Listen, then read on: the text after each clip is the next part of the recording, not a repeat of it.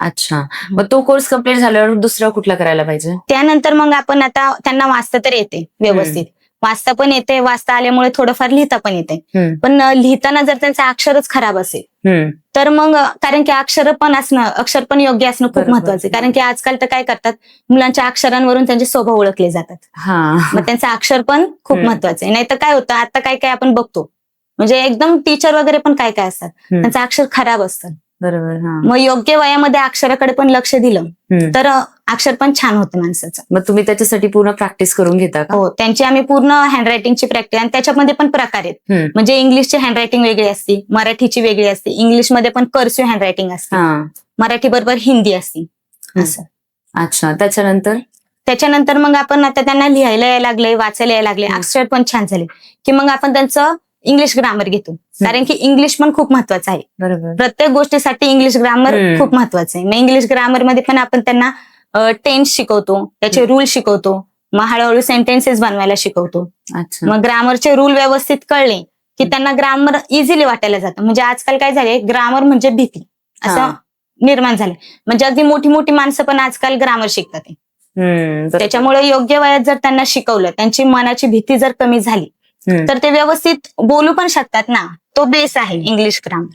बरोबर. त्याच्यामध्ये तुम्ही बेसिक आणि ऍडव्हान्स दोन्ही ग्रामर कव्हर करता? त्याच्यामध्ये पूर्ण म्हणजे इंग्लिश ग्रामर मध्ये पण टेन्स पासून, त्याच्यामध्ये पण पार्ट ऑफ स्पीच, सेंटेन्सेस कसे बनवायचे, article, pronoun, noun, declarative sentences, असे वेगवेगळे प्रकार आहेत.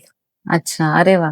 त्याच्यानंतर अजून कुठले कोर्सेस आहेत? आता त्यांचं ग्रामर पण झालं. आता ग्रामर बरोबर वोकॅब्युलरी पण खूप महत्वाची आहे. कारण का आपल्याकडे जर शब्द संग्रहच नसेल तर आपण काय बोलणार ना. बरोबर. शब्द जर व्यवस्थित असतील तर त्याला लिहिता पण व्यवस्थित येणार आणि बोलायला पण प्रॉब्लेम नाही येणार. कुठल्या शब्दाला काय म्हणतात हेच जर त्याला नॉलेज असेल तर तो पटकन बोलू शकतो. बरोबर. त्याच्यामुळे त्याचा कॉन्फिडन्स पण वाढतो, असं बोलताना तो अडकत नाही. मग त्याच्यासाठी तुम्ही काय वोकॅब्युलरी वाढवण्यासाठी? वोकॅब्युलरी वाढवण्यासाठी आपण त्यांचे क्वेश्चन वगैरे घेतो, त्यांना वाढवून म्हणजे त्याचे सेपरेट क्लासेस घेतो त्याच्यामध्ये. अजून कुठले कोर्सेस? आता त्यांना लिहिता यायला लागले, वाचायला यायला लागले, अक्षर पण छान झाले, त्याच्यानंतर त्यांचं ग्रामर पण परफेक्ट झाले, वोकॅब्युलरी पण परफेक्ट झाली. मग आपण त्यांच्या स्पोकन कडे जातो. म्हणजे आता इंग्लिश बोलायला येणं पण आजच्या काळाची गरज झाली मुलांना. प्रत्येक म्हणजे अगदी लहान मुलापासून ते मोठ्यांपर्यंत, इंटरव्ह्यू पर्यंत, शाळेच्या इंटरव्ह्यू पासून ते आपल्या फ्युचरच्या इंटरव्ह्यू पर्यंत, जॉबच्या इंटरव्ह्यू साठी इंग्लिश बोलणं खूप महत्वाचं आहे. मग ते नंतर शिकण्यापेक्षा योग्य वयात मुलांना शिकवलं तर त्याचा निश्चित त्यांना फायदा होतो. मग इंग्लिश स्पोकन मध्ये आपण त्यांना व्यवस्थित फ्लुएंटली कसं बोलायचं, कुठले रूल कुठं वापरायचं, ग्रामर मधून म्हणजे आता समजा भूतकाळात बोलायचं असेल तर कुठला शब्द वापरायचा भूतकाळामध्ये, फ्युचरमध्ये कसं बोलायचं. म्हणजे एखादी गोष्ट तो आत्ताच सांगायचंय त्याला, पण त्यांनी जर फ्युचरचं जर त्याच्यामध्ये वापरलं तर ते योग्य नाही, म्हणजे ते वाक्य चुकीचं. मग त्याला जर व्यवस्थित फ्लुएन्सी बोलायला आलं की त्याच्या मनातली भीती पण कमी होती, म्हणजे इंग्लिश बद्दलची भीतीच कमी होती. बरोबर. त्याच्यानंतर कुठला कोर्स? आता त्याला लिहिता यायला लागले, वाचायला यायला लागले, अक्षर पण छान झाले, ग्रामर पण व्यवस्थित यायला लागले, वोकॅब्युलरी पण यायला लागली, बोलायला पण यायला लागले. त्याच्यामुळे त्याचा कॉन्फिडन्स वाढला. बरोबर. त्या मुलाचा आता कॉन्फिडन्स वाढला की तो काय करेल, स्टेजवरती बोलायला पण त्याला भीती नाही वाटणार. आपल्याला स्टेजवर बोलायला भीती कधी वाटते, ज्यावेळेस आपल्याकडे त्या गोष्टीचं नॉलेज नसतं.